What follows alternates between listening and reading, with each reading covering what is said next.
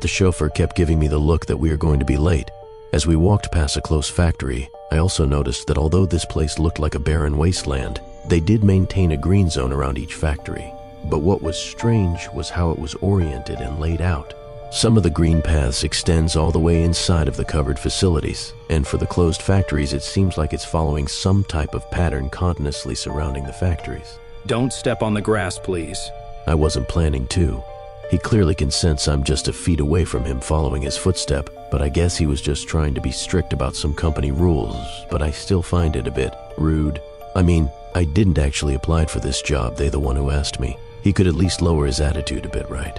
While I try to shake off his rude behavior, I noticed some kind of white materials sprinkled on top of the grass. It was probably 1 inch wide, so I didn't notice it before, but now that I noticed it, the whole path of grass was covered by this white dust. It looked like a mixture of grinded shells and ashes, but seems as heavy as a sand. I can see the grass sways as the wind blows, but the dust isn't really flying off. Oddly, it simply rolls down to the soil. Curious, I reached out my arm to touch it. No touching the grass, please. You know the unpleasant feeling when someone kept nagging you? Yeah, that's what I was feeling that time. The nerves on my forehead feels like it would burst if I hear him speak again.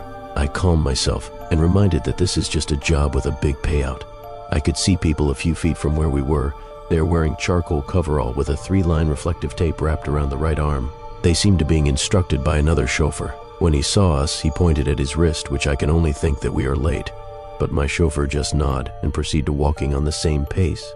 As we get closer, I saw a Black Bell Boeing V-22 Osprey, a U.S. military transport chopper. I'm not sure what my face looked like that time, but I'm sure it's a reaction for a mixed feeling of being scared and curious at the same time. I already had a hunch that this is either a secret military project or a really wealthy man's strange hobby, but regardless, it's a job. Why would I say no to it, right? I opened the main cabin door and saw a total of 4 leather seats where the troop seat's supposed to be, 2 each on each side adjacent to the cabin window. There's a metal door separating the cockpit. On the top center of that door is a 1x1 glass window where I could see the 2 chauffeurs seating. Another metal door was installed on where the tail and loading ramp is located. The flooring was carpeted and its center was what looked like a simple emblem. It was 3-line, which forms an open triangle, and in the center was an eye of a snake and fire.